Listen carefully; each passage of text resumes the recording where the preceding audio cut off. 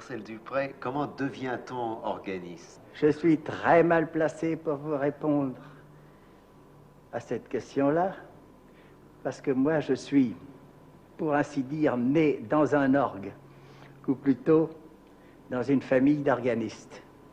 Je suis de Rouen, mes deux grands-pères étaient organistes à Rouen, mon père était organiste de la magnifique basilique de Saint-Ouen, à Rouen, et j'ai toujours rêvé de l'orgue dès ma plus tendre enfance. C'est tout ce que je peux vous dire. Ça a été facile, alors? Ça m'a été très facilité, car mon grand-père paternel, qui était organiste à l'église Saint-Maclou, avait fait la connaissance de l'illustre constructeur d'orgue Aristide Cavaillé-Coll, et ils s'étaient pris d'amitié l'un pour l'autre. Mon père a donc connu M. Cavaillé-Coll quand il était adolescent, et dès mon enfance, dans ma maison de famille, mon père me donnait des leçons d'orgue et des leçons de piano. Ma mère me faisait faire de l'harmonie et du déchiffrage à quatre mains avec elle. Maman était une musicienne magnifique aussi. Et le grand-père maternel, c'est lui qui m'a appris à copier la musique. Il avait une magnifique copie de musique. Et il me faisait faire du solfège et du plein chant, puisqu'il avait été organiste. Quand j'ai eu 10 ans, mon père a pu commander un orgue de salon à M. Cavaillé-Coll. Et lorsque les ouvriers sont venus dans ma maison natale pour le monter, j'étais près d'eux et je les regardais travailler du matin au soir. Formidable. Oui. Qu'est-ce que c'était pour un enfant? Qu'est-ce que ça peut représenter, un orgue? C'est énorme. Eh bien, j'ai vu des intérieurs d'orgue dès mon enfance. Par conséquent, pour moi, il n'y avait, pour ainsi dire, pas de problème, comme pour un enfant qui aurait entendu l'orgue dans une église en bas et qui serait stupéfait si on le faisait monter à la tribune et surtout si on le promenait dans l'intérieur d'un orgue. Pour moi, j'ose presque dire que c'était familier. Est-ce que vous ne pensez pas souvent, pour le public, l'orgue est un instrument un peu trop lointain, qui écrase un peu, qui intimide, qui impressionne le public? C'est-à-dire qu'il y a eu tout de même, depuis justement les deux grands maîtres dont nous parlions, Widor et Guilmant, ils ont été parmi les pionniers qui ont vraiment fait comprendre et aimer l'orgue, et particulièrement la musique de Bach, aux Français, il y a, j'ose pas dire un siècle, mais à peu près, quoi, depuis le commencement du 19e. Oui. Il y a eu Franck aussi. Franck, naturellement, jouait à son église Sainte-Clotilde. Quand Franck, qui, il faut bien dire les choses comme elles sont, n'était pas riche du tout, quand Franck avait fini de jouer son office le matin à Sainte-Clotilde, il remontait à pied chez lui. Il habitait à côté de l'Observatoire, 95 boulevard Saint-Michel, et il s'arrêtait toujours à Saint-Sulpice pour écouter Widor jouer la sortie de Saint-Sulpice. Et Widor le reconduisait jusqu'à sa porte, à peu près tous les dimanches, et c'est Widor qui m'a raconté ça. Alors vous êtes entré au conservatoire très jeune? Non, pas particulièrement. Je suis entré à 15 ans au piano dans la classe de Diemer. Après ça, j'ai eu mon premier prix de piano. Je suis entré chez Guilmant. Un souvenir charmant. Quand nous étions à la classe de Guilmant, Fauré n'était pas encore directeur et il était professeur de composition. Et nous attendions dans la cour l'arrivée de notre maître. Et on voyait arriver Fauré pour faire sa classe de composition avec sa petite cigarette au bec, son chapeau sur les yeux, plongé dans sa rêverie. Et alors, nous nous mettions tous au port d'armes comme des petits soldats sur le passage du grand Fauré, et puis on saluait Fauré. Alors, et on disait aux jeunes, regarde, c'est Fauré. Et alors, Forêt nous faisait un petit signe amical. Chaque fois qu'il passait. Un souvenir d'enfance charmant. Vous avez un souvenir de Saint-Saëns, je crois. Ah, Saint-Saëns. Vidor m'a envoyé lui faire une visite de remerciement le lendemain de mon prix de Rome. Saint-Saëns était venu voter et il avait été favorable à mon travail. Enfin, il avait voté pour moi et puis il ne l'avait pas caché. Alors, j'arrive chez Saint-Saëns. J'avais préparé une petite phrase de remerciement, mais je ne me rappelle plus exactement ce que j'ai dit. Je viens vous remercier de votre bienveillance. Bienveillance? Mais pas du tout, pas du tout. Vous avez le prix parce que vous le méritez. Mais il n'est pas question de bienveillance. Comme je savais que Saint-Saëns n'était pas commode de caractère, je me suis dit, ça commence bien. Et il a continué en me disant, j'ai lu vos biographies dans les journaux hier. Est-ce que c'est vrai que vous avez été un enfant prodige? Vous pensez comme c'était facile à répondre. Alors j'ai dit, mais j'ai commencé à jouer de l'orgue tout enfant, et j'ai joué en public pour la première fois. J'avais 8 ans, j'ai joué le prélude de la fugue en mi mineur de Bach. Eh bien alors, vous avez été un enfant prodige. Et puis, il enchaîne. Et puis du reste, c'est pas un déshonneur d'être un enfant prodige. Moi aussi, j'ai été un enfant prodige. Alors là, j'ai trouvé une occasion. Je lui ai répondu, mon cher maître, il faudrait être une bourrique pour ne pas le savoir, parce que c'est dans tous les dictionnaires de la musique.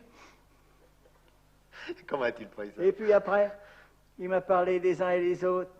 Alors, je lui dis, maître, est-ce que je pourrais avoir de vous un petit souvenir de Liszt? Et il m'a répondu, ah, Liszt, vous aimez Liszt? Oui, ah, un bon point.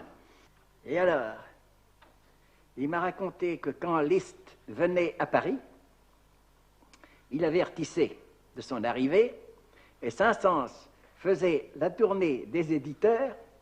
On lui prêtait des partitions d'orchestre d'œuvres récemment composées, et il déchiffrait à 4 mains, avec Liszt, les partitions d'orchestre.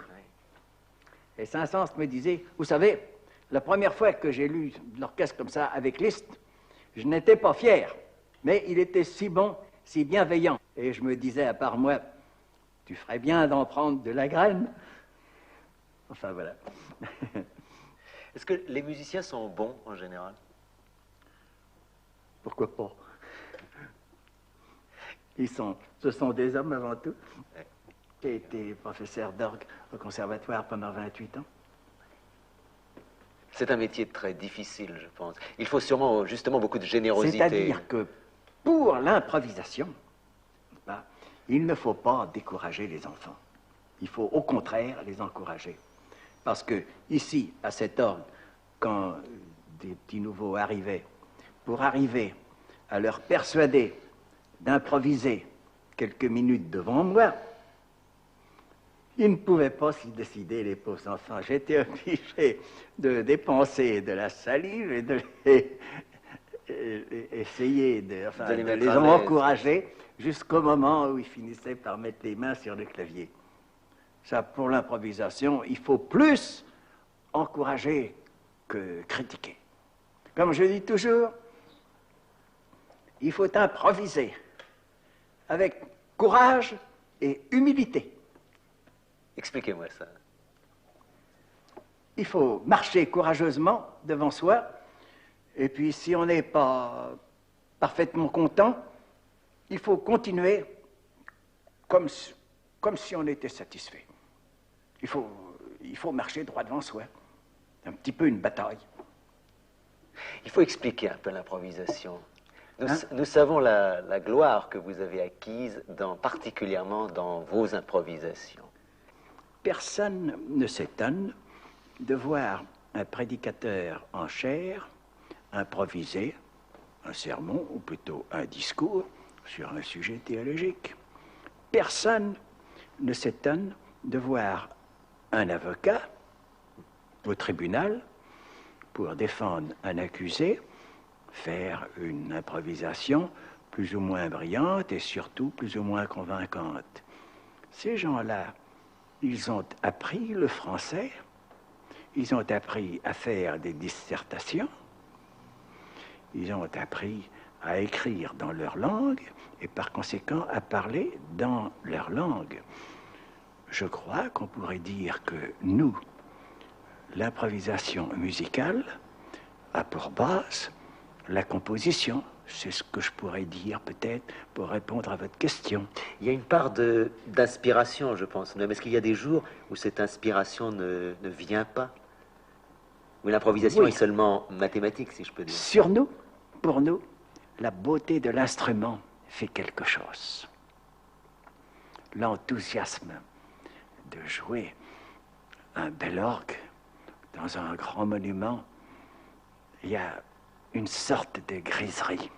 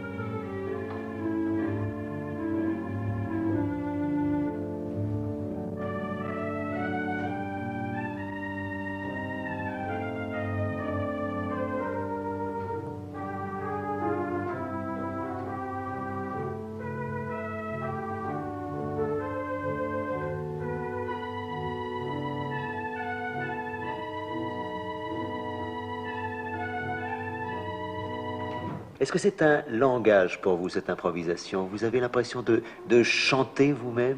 Mais je suis comme beaucoup de musiciens et comme beaucoup de compositeurs.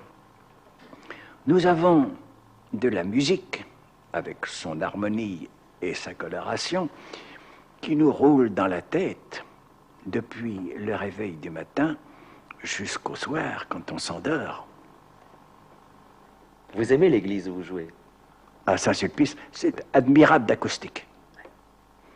Et puis enfin, moi, dans les styles d'architecture religieuse, je suis très éclectique. N'est-ce pas? Je ne ferme pas les yeux sur une église gothique sous prétexte qu'elle est flamboyante au lieu d'être rayonnante. N'est-ce pas? C'est idiot. Et Saint-Sulpice, c'est autre chose. Ben oui.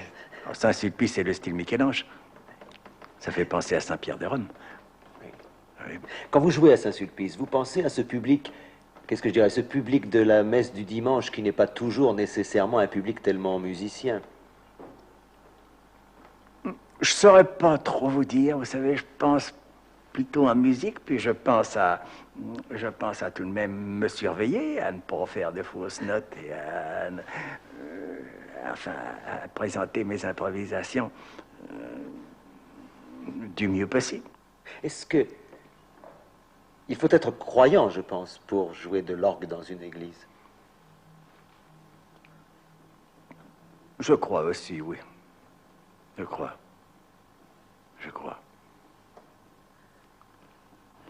Si on parlait un peu de Jean-Sébastien Bach.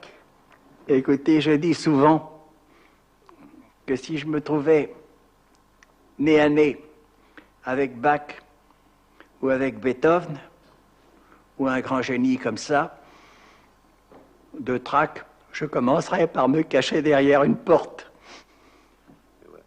Il était sans doute pourtant très familier comme Oui, vous, Bach. Ben seulement, ouais, il y a une chose tragique dans la vie de Bach. Bach et Handel avaient une envie frénétique, tous les deux, de se connaître et de se rencontrer. Et ils s'étaient donné rendez-vous à Hambourg, où Handel devait s'embarquer pour l'Angleterre. Voilà Bach, qui voyageait toujours à pied, parti pour Hambourg. Il arrive, et on lui dit, le docteur Handel s'est embarqué avant-hier, les vents étaient favorables, il a fallu qu'il parte. vous pensez la déception de l'un et de l'autre. Il rentre chez lui pour apprendre que sa femme était morte et enterrée. On l'imagine mal, jeune homme, non? On le voit toujours en père de famille, bien établi, avec un métier, presque un métier de fonctionnaire. On l'imagine peut-être moins bien étudiant en musique. Donc, comment le voyez-vous à cette époque-là? Il était élève de Buxtehude, je crois. Oui. Oui. Racontez-moi ça. Il est venu entendre Buxtehude. Buxtehude a été émerveillé. Bon. Et puis, Buxtehude l'a invité à dîner chez lui. Buxtehude avait 4 ou 5 filles. Et il y en avait une qui était jolie fille, et ma foi, comme on dit dans le grand monde, elle avait tapé dans l'œil de Bach. Et Bach, quelques jours après, il a dit à Buxtehude, j'aime mieux vous dire la vérité, est-ce que vous consentiriez à ce que je demande en mariage cette jeune fille? Buxtehude lui a répondu, écoutez, je ne me rappelle plus si j'ai 4, 5, 6, mettons, j'ai 5 filles. Bon. Je les marierai par ordre d'ancienneté. Si vous voulez épouser l'aînée, mais l'aînée, la pauvre petite, elle louchait effroyablement. Alors quand Bach a vu ça, il n'a rien dit, puis il est parti, il n'a jamais revu de Buxtehude.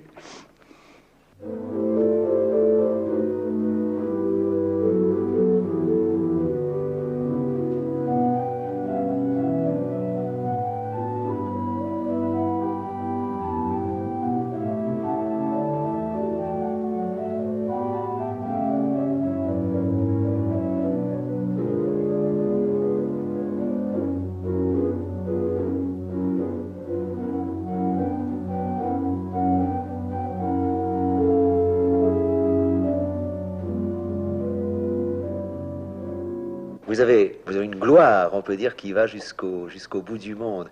C'est-à-dire que j'ai beaucoup voyagé, surtout en Amérique du Nord, oui. Les États-Unis particulièrement. Et alors, un peu avant la guerre de 40, j'ai fait le tour du monde. Madame Dupré est venue avec moi.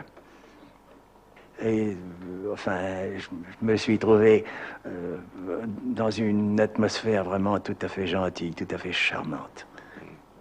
Ça compte pour vous, cette gloire? Bien. Ne parlons pas de gloire, parlons de sympathie artistique, n'est-ce pas? Ça existe, non? Vous êtes sûrement... Il ne faut pas qu'un artiste soit orgueilleux, il ne faut pas qu'il ait de morgue, il sent, tout artiste, il est content quand il a un résultat, mais il sent bien que pour atteindre son idéal, n'est-ce pas, on n'arrive jamais à son idéal. À part l'orgue et le piano, qu'est-ce qui compte pour vous dans la vie? Dans la vie, la musique, j'aime les arts. Je ne suis pas fort du tout en sciences, mais je suis passionné quand je vois des progrès scientifiques nouveaux. Est-ce que vous pensez qu'au moins le goût de la musique risque de disparaître dans un monde futur et un peu trop mécanique? Je ne me suis jamais posé cette question. Vous me la posez? Je ne crois pas. Oui. Je crois et j'espère que les hommes, pendant les siècles futurs, où l'humanité vivra, aimeront toujours les arts comme on les aime depuis l'Antiquité. Qu'est-ce que vous voulez? Pour moi, ça durera autant que l'humanité. Et pour la musique? Je le crois, bien sûr. Je le crois et je l'espère. Dans les êtres humains en général, qu'est-ce qui vous attire? Qu'est-ce qui vous intéresse?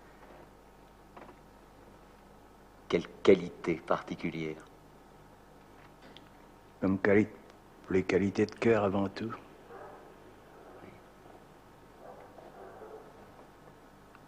Je crois que c'est là où il faut espérer l'avenir et le perfectionnement de la race humaine dans la bonté. La musique peut perfectionner les hommes? C'est pas impossible. C'est pas impossible. Mais, entendons-nous, la vraie musique, hein,